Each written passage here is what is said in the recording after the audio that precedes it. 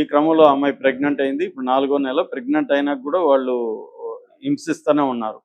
ఈ క్రమంలో ఏమైందంటే మొన్న ఒకరోజు వీళ్ళిద్దరి మధ్య గొడవలైంది. ఈ క్రమంలో వాళ్ళ అమ్మ, ఆ అబ్బాయి వాళ్ళ అమ్మ కూడా ఫోన్లో ఈ అమ్మాయిని బెదిరించడం, ఇలాగా గొడవలైపోయి ఈ గొడవల నుంచి ఈ అమ్మాయి ఆవేశంలో ఏదో మాట్లాడడం, దాంతో అతను కత్తి తీసి అమ్మాయిని పొడి చేసి చంపేశాడు. సో చంపేసినాక పారిపోయాడు. మొత్తానికి పోలీసులు పట్టుకున్నారు. ఈ అబ్బాయిని, వాళ్ళ అమ్మని, వాళ్ళ ఇద్దరు బ్రదర్స్ని, నలుగురిని పట్టుకుని కోర్టుకు పెట్టారు. కోర్టు రిమాండ్కి పెట్టింది. ఈ క్రమంలో ఏంటంటే ఈ అమ్మాయి అభిమానులు కావచ్చు, చుట్టుపక్కల ఉన్న వాళ్ళు కావచ్చు, ఇదంతా చూసి తట్టుకోలేకపోయారు. తట్టుకోలేక వాడిని మాకు అప్పగించండి, మేము చంపేస్తామని ఒక బాగా ప్రెజర్ వచ్చింది పోలీసుల మీద. ఈ క్రమంలో వాడి ఇంటికి కూడా వెళ్ళి నిప్పు పెట్టారు.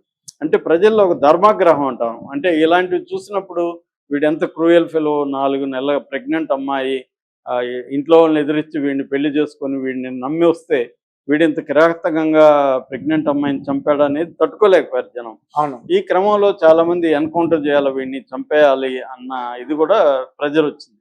కానీ పోలీసులు ప్రాపర్గా అరెస్ట్ చేసి జగిత్యాల సబ్ జైల్లో పెట్టారు. ఇప్పుడు నిన్నటి నుంచి ఒక వార్త సంచలనం ఏంటంటే ఆ అబ్బాయి ఉన్నట్టుండి స్పృహ కోల్పోయాడు, అపస్మారక స్థితిలోకి వెళ్ళిపోయాడని అతన్ని ఇమీడియట్గా హాస్పిటల్కి తీసుకెళ్లారు. జగిత్యాల గవర్నమెంట్ హాస్పిటల్కి ఐసీయూలో పెట్టారని.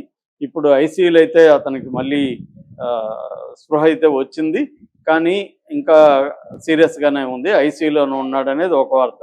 సార్, అంటే ఈ మధ్యకాలంలో అంటే ఇటువంటి హత్యలు జరుగుతున్నప్పుడు పోలీసులు మెడికల్ తీసుకెళ్లిన తర్వాత ఖైదీలు ప్రాణాలు విడుస్తున్నారు. ఈ మధ్య ఏం జరుగుతుందంటే పోలీసుల్లో కూడా మార్పు వచ్చింది. ఎన్కౌంటర్లన్నీ కాల్ చేయకుండా, ఎందుకు ఎన్కౌంటర్లను కాల్ చేయడం లేదంటే దీని మీద కమిషన్ వేశారు. అప్పుడు ఇక్కడ మనకి అదేంటి ఇక్కడ ముగ్గురిని చంపేస్తారు కదా అప్పుడు ఎన్కౌంటర్లో. ముగ్గురిని చంపేసినప్పుడు దాని మీద సుప్రీంకోర్టు కమిషన్ దిశ కేసు ఆ సుప్రీంకోర్టు కమిషన్ అప్పుడు చాలా సీరియస్ గా సుప్రీంకోర్టు లోపాలన్నీ చూపించింది. సజ్జనారు కూడా ఇది నాకేం సంబంధం లేదు, అసలు నాకు తెలియదు అని చేతులు ఎత్తేసాడు. అంతకుముందేమో ఆయనే చంపినాడు అన్నప్పుడు ఏం మాట్లాడలేదు. కానీ కమిషన్ వచ్చేసరికి వేరే రకంగా ఉంటుంది. బయట వేరు మాట్లాడడం వేరు, కమిషన్ ముందు మాట్లాడడం వేరు. అందువల్ల ఇప్పుడు ఎందుకు ఈ కమిషన్ లో తలనొప్పులు అని చెప్పి కొత్త పద్ధతి కనుక్కున్నారు.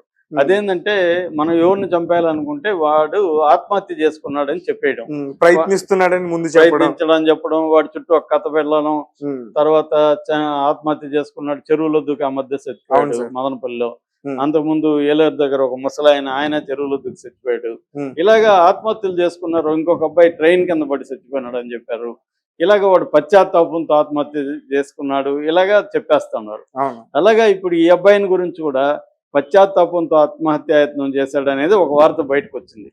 అంటే ఇది కూడా నెక్స్ట్ స్టెప్ లో వాడు పోయాడని చెప్పేస్తారు అనేది ఇప్పుడు అందరూ అంటున్నారు. ఎందుకంటే అక్కడ జైల్లో ఆత్మహత్య చేసుకోవడం కూడా అంత ఈజీ కాదు. సబ్ జైల్లో సెక్యూరిటీ ఉంటుంది, ఇది ఉంటుంది, వాడికి ఆత్మహత్య చేసుకున్నాడానికి ఉండదు.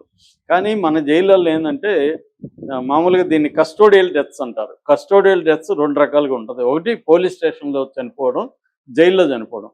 ఇండియాలో తీసుకుంటే జైల్లో చనిపోయే వాళ్ళ సంఖ్య ఎక్కువ ఉంటుంది. నేను జైల్లో ఉన్నప్పుడు కూడా ఒక అతను ఆత్మహత్య కోసం నా ఎదురుగానే, నేను కూడా బయట కూర్చొని ఉన్నాము, ఈవినింగ్ నాకు ములాఖత్ వచ్చినప్పుడు సడన్ గా అతను వెళ్ళి అక్కడ ఒక బ్లంట్ గా ఇది షార్ప్ గా ఒక స్తంభం ఉంది, ఆ స్తంభానికి తల కొట్టుకున్నాడు. ఇక్కడ తలంతా పగిలిపోయి మొత్తం బ్లడ్ అంతా వచ్చేసింది. అతన్ని తీసుకుని హాస్పిటల్కి వెళ్ళాడు. ఇది ఎందుకు చేశాడంటే వాళ్ళ వైఫ్ చూడడానికి వచ్చింది.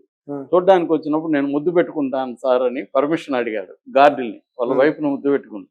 గార్డులు పర్మిషన్ ఇయ్యరు కదా, ఇవ్వలేదు. దాంతో వీడికి కోపం వచ్చేసింది. కోపం వచ్చి వెళ్ళి కొట్టుకున్నాడు. మళ్ళీ హాస్పిటల్కి తీసుకెళ్లారు. ఇలాగా చాలా మంది ఆత్మహత్యకి ట్రై చేస్తారు, కానీ ఆత్మహత్య చేసుకోవడం అంత ఈజీ కాదు. నెంబర్ 1. నెంబర్ 2 ఏంటంటే ఖైదీలే ఇంకొక ఖైదీలను చంపేస్తారు. ఇప్పుడు మనకి పరిటాల రవి హత్య కేసులో నిందితులు అందరూ మిస్టీరియస్ గా చనిపోయారు. మొద్దుసీన్ ఉన్నాడు. మొద్దుసీన్ని ఇంకొకటి ఏం చేశాడంటే డంబెల్, ఎక్సర్సైజ్ చేసే డంబెల్, అవి అలో చేయకూడదు, మామూలుగా బయట ఎక్కడో పెట్టాలి. ఎవడన్నా చేస్తే కూడా గార్డుల సమక్షంలో ఎక్సర్సైజ్ చేయాలి, మళ్ళీ ఇచ్చేయాలి. ఇప్పుడు నాకు కూడా నేను షేవింగ్ చేసుకుని రాజరాజు ఉండేది, కానీ గార్డుల దగ్గర ఉండేది. నేను చేసుకుంటా, బయట కూర్చొని నేను చేసుకునేవాడిని. షేవింగ్ చేసుకునేటప్పుడు గార్డు సెక్యూరిటీ ఉండేవాడు. చేసుకున్నాక మళ్ళీ తీసుకెళ్ళిపోయాడు. మన దగ్గర పెట్టకూడదు, అది అంత జాగ్రత్తగా ఉంటారనమాట. కానీ ఎట్లా మరి డంబెల్తో చంపేశాడు. ఆ చంపేసిన వాడిని మళ్ళీ డాక్టర్ హెల్త్ బాగాలేదని మళ్ళీ వాడు చచ్చిపోయాడు. అట్లా వరుసగా అందరూ చచ్చిపోయారు. ఏది పరిటాల రవి కేసులో ఉండేవాళ్ళు.